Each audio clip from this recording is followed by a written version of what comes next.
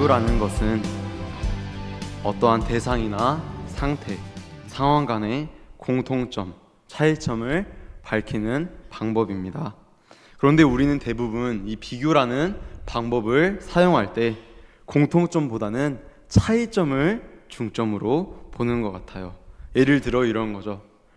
옆집 영감은 반찬 투정 한 번도 안 하고 잘 먹는다는데 우리 영감은 왜 이리야?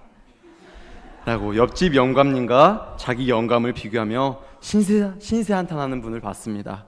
옆집 영감님뿐만 아니죠.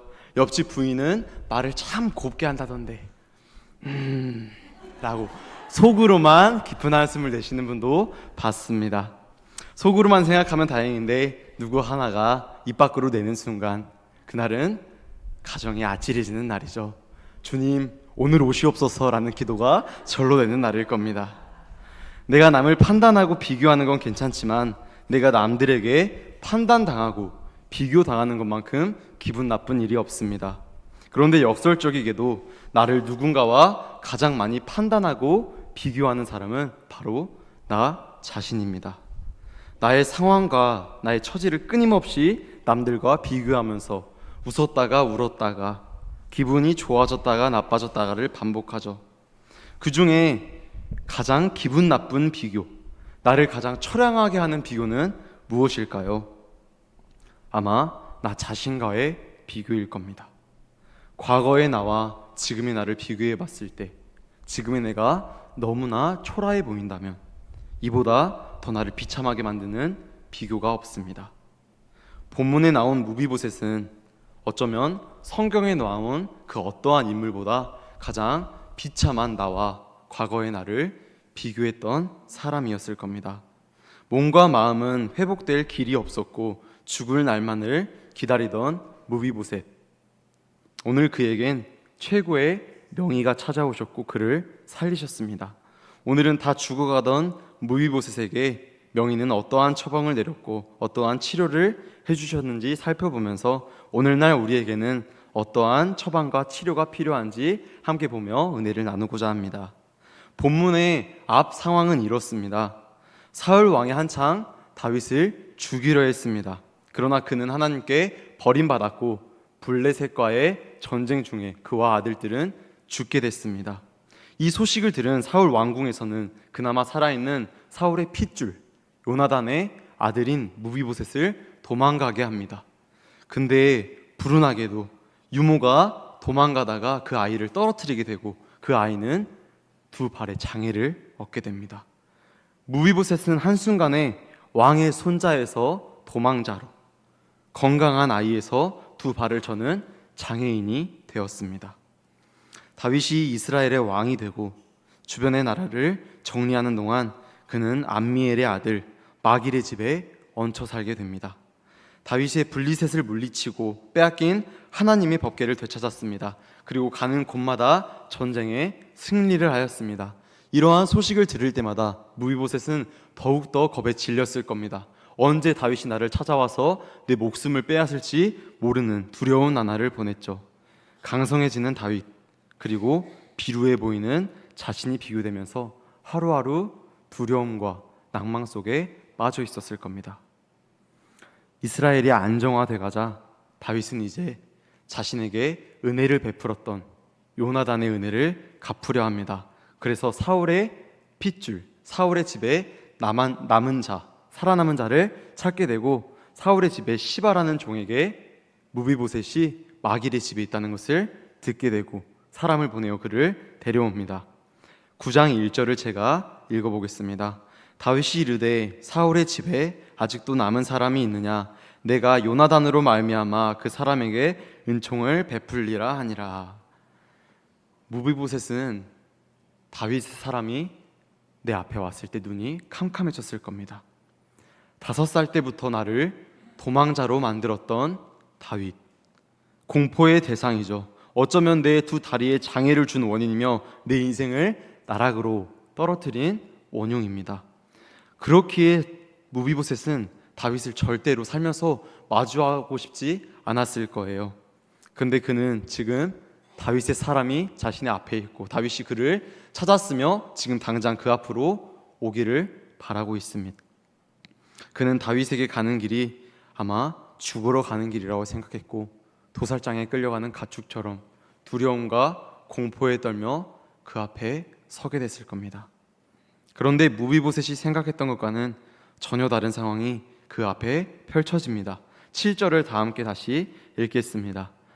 다윗이 그에게 이르되 무서워하지 말라. 내가 반드시 내 아버지 요나단으로 말미암아 내게 은총을 베풀리라. 내가 내 할아버지 사울의 모든 밭을 다 내게 도로 주겠고 또 너는 항상 내 상에서 떡을 먹을지니라 하니. 아멘. 이게 꿈인지 생시인지 분간이 안 갑니다. 내가 평생을 두려워해서 도망쳤던 다윗의 입에선 나를 겁박하려는 말도 아니고, 나를 업신여기는 말도 아니고, 나에게 모든 재산을 돌려주고 나의 직위를 복귀시켜 주겠다는, 회복시켜 주겠다는 구원의 말이 나왔습니다. 다윗이 그에게 은혜를 베푸는 순간 아마 그는 평생 무겁게 질질 끌고 다녔던 두 다리보다도 더 자신을 무겁게 짓눌렀던 마음의 병이 고쳐지기 시작했습니다. 8절입니다. 내가 무엇이기에 왕께서 죽은 개 같은 나를 돌보시나이까. 무비보셋은 평생을 억울한 마음으로 살았습니다. 5살 아이가 잘못을 하면 얼마나 잘못했을까요? 5살 먹은 사람이 다윗에게 핍박을 줬으면 얼마나 줄 수 있었을까요?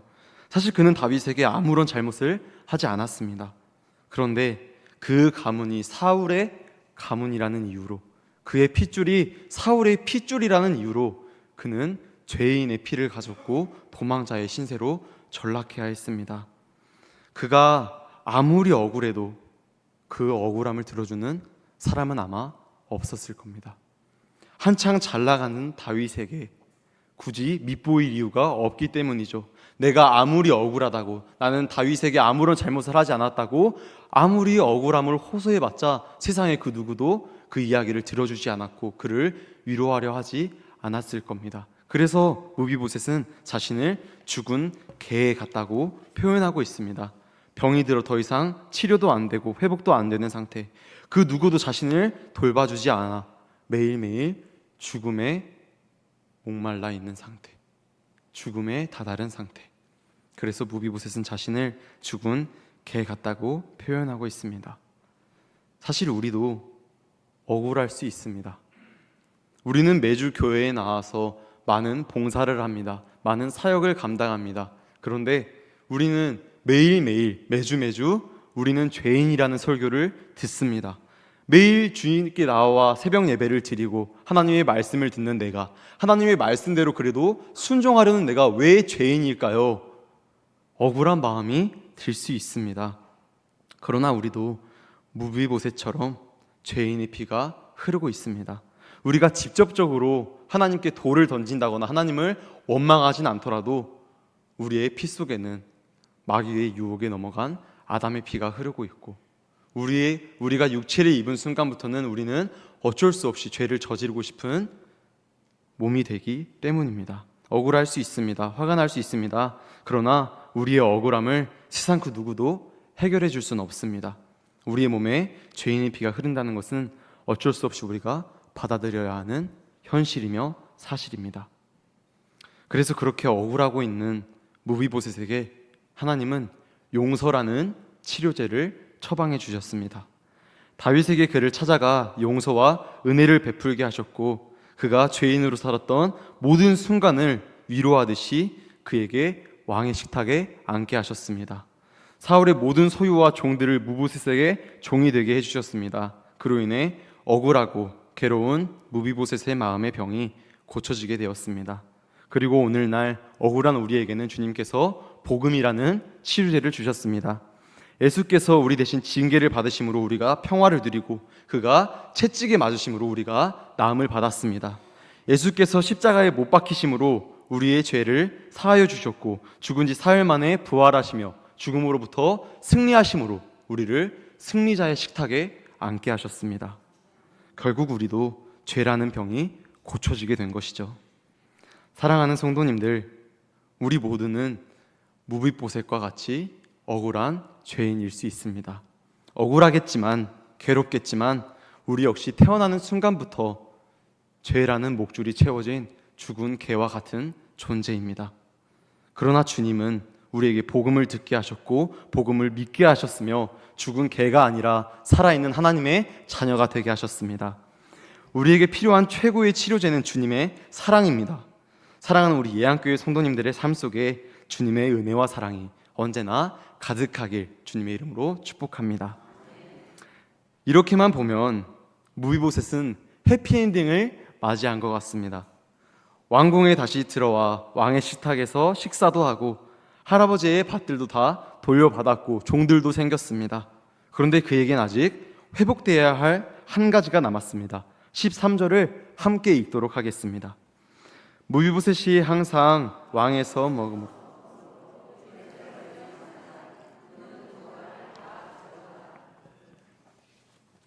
무비보셋은 자신의 장애가 굉장히 불편했을 겁니다. 이스라엘은 그 당시 장애가 있으면 왕궁에 출입하지 못하는 법도가 있었습니다. 왕의 가문의 사람이 왕궁에 들어가지 못하는 것만큼 수치스러운 일이 없겠죠. 예를 들면 이런 겁니다. 친구들과 클럽이나 나이트를 갔어요. 근데 입구에서 넌 못생겼으니까 못 들어와, 이렇게 막힌 겁니다. 내 자력으로는 어쩔 수 없는 상황이죠. 내가 못생기고 싶어서 못생긴 것도 아니고 어머니가 이렇게 낳아주셔서 못 들어가게 되는 겁니다. 너무나 억울하겠죠. 무비보셋도 마찬가지입니다. 그가 갖고 싶어서 생긴 장애가 아닙니다.